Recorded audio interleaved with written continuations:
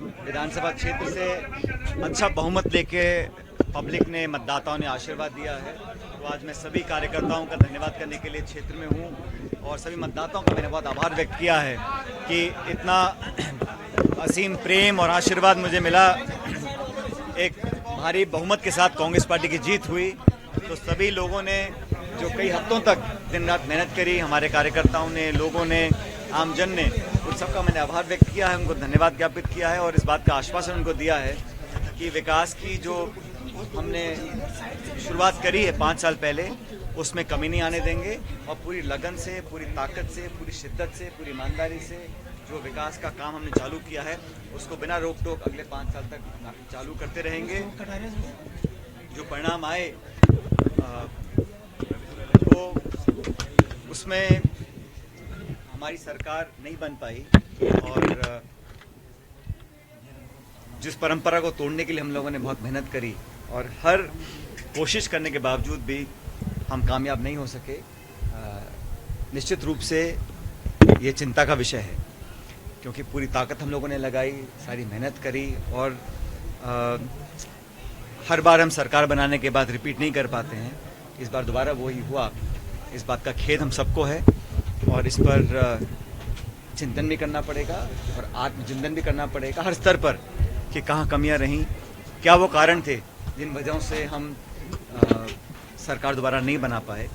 बहरहाल कार्यकर्ताओं ने पूरी मेहनत करी, उम्मीदवारों ने अच्छा चुनाव लड़ा, कारणों का विश्लेषण भी होगा। कल सभी कांग्रेसी विधायकों की एक मीटिंग भी है, उसमें आगे क्या रणनीति पार्टी की होगी, प्रदेश में, जिलों में, देश में भी, उस पर भी चर्चा होगी। लेकिन मैं तो जरूर मानता हूँ कि हम सब लोग चाहते थे कि मध्य प्रदेश में, छत्तीसगढ़, राजस्थान में जो तीनों हिंदी भाषी राज्य हैं जहाँ पर द्विपक्षीय मुकाबला होता है, यहाँ पर कांग्रेस पार्टी जीत कर आती तो हम लोग को बहुत मजबूती मिलती। बहरहाल हमारा वोट प्रतिशत कहीं कम नहीं हुआ है। तीनों राज्यों में बनस्पत मुझे लगता है कि मैंने आंकड़े देखे थे तो हमको वोट प्रतिशत भाजपा से ज़्यादा मिला है। अन्य कारणों से हम लोग सरकार नहीं बना पाए और सरकार रिपीट करना हम सबका उद्देश्य था, लेकिन इसके बारे में बहुत ऑनेस्टली आत्मविश्लेषण करना चाहिए और करना पड़ेगा और बहुत ईमानदारी से इसका विश्लेषण हम करेंगे कि कहाँ कमियां रह गई थी, क्योंकि आने वाले समय में लोकसभा के चुनाव में 5 महीने के बाद वो बड़ी चुनौती जैसी सामने है और इसमें पूरे प्रचार में खड़गे साहब हों, प्रियंका जी हों, राहुल जी हों, हर प्रदेश में वो गए, पूरी ताकत के साथ काम भी किया, फिर भी हम सरकार नहीं बना पाए। लेकिन एक मजबूत और सशक्त विपक्ष बनकर हम लोग काम करेंगे और आने वाली जो नई सरकार है उन्होंने जो वादे किए हैं उनको पूरा करने के लिए उनको मजबूर करेंगे और जनता की आवाज़ बनने का काम हम लोग करेंगे। 2024 और 28 के लिए जो है जोश बढ़ने का मूल मंत्र क्या रहने वाला है? ये देखो, हमको वापस जनता के बीच जाना पड़ेगा और वो जनता की कसौटी पर खरा उतरने के लिए हम लोगों को क्या रणनीति बनानी है, क्या संदेश देना है, कौन संदेश वो देगा, कैसे जनता तक पहुंचाना है, कार्यकर्ताओं में किस प्रकार हम ऊर्जा का संचार दोबारा करेंगे। समय बहुत कम है, इसलिए अभी बहुत जल्द हम लोगों को इस पर चर्चा करनी होगी और मुझे जो भी कुछ कहना है, बताना है पार्टी प्लेटफॉर्म पर, उस बात को मैं रखूंगा। समीक्षा की बात हो रही है, ओएसडी जो है, सीएम के ओएसडी ने बड़ा आरोप लगाया है कि गहलोत साहब नहीं चाहते थे सरकार बने, उन्होंने कमियां रखी। जिम्मेदार ठहराया उन्होंने। मैंने भी वो स्टेटमेंट देखा जो मुख्यमंत्री जी के विशेष सलाहकार, क्या नाम है उनका, उन्होंने जो स्टेटमेंट दिया है वो बड़ा आश्चर्यजनक है और क्योंकि वो मुख्यमंत्री जी के ओएसडी का है इसलिए चिंता का विषय भी है और इस पर मुझे पूरी उम्मीद है कि पार्टी कहीं ना कहीं इस पर ध्यान देगी कि ये क्यों कहा गया, क्या सच है, क्या झूठ है। लेकिन ये ऐसा बोला इन्होंने, ये अपने आप में मैं समझता हूँ क्या संगठन चिंता का विषय है। क्या संगठन है कि राज बदलेगा, रिवाज नहीं? क्या संगठन के अंदर और टिकटों में नए चेहरों को लाया जाता है तो उसका फायदा ये सारी बातें विश्लेषण की हैं, आपने ये बात निवेदन करेंगी।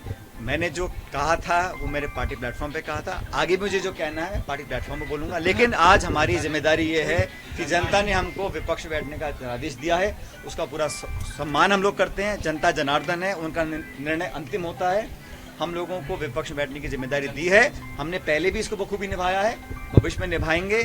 जहां तक पार्टी का सवाल आपने पूछ रहे थे कि इसमें टिकट और वितरण और कार्यप्रणाली और नेता, वो सब चर्चा का विषय है, वो पार्टी के प्लेटफॉर्म बैठ के हम लोग करेंगे। मैंने कहा ना, मुझे जो भी कुछ कहना है इस पूरे चुनाव के बारे में, मैं सही जगह पर, सही प्लेटफॉर्म पर पार्टी के अंदर इस बात को रखूंगा। पहले भी रखा है, आगे रखूंगा।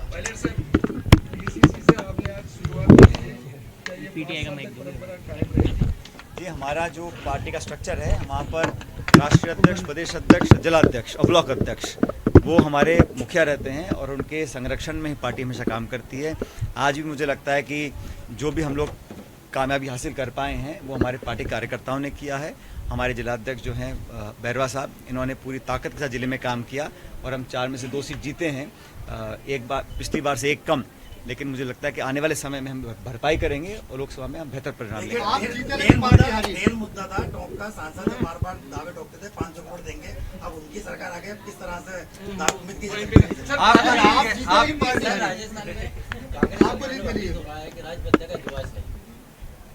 दोबारा को सवाल किया आपका? राजस्थान ने वापिस दोहराया है एक बार कि राज बदले का रिवाज नहीं। वो तो देख लिया ना हमने, उन कारणों पर हम चर्चा करेंगे सही प्लेटफॉर्म पर, सही समय पर। लेकिन मैंने कहा लोकसभा चुनाव बहुत दूर नहीं है, इसलिए जो भी हमें पार्टी के प्लेटफॉर्म पर कहना है हम पार्टी के प्लेटफॉर्म पर कहेंगे, बात करेंगे।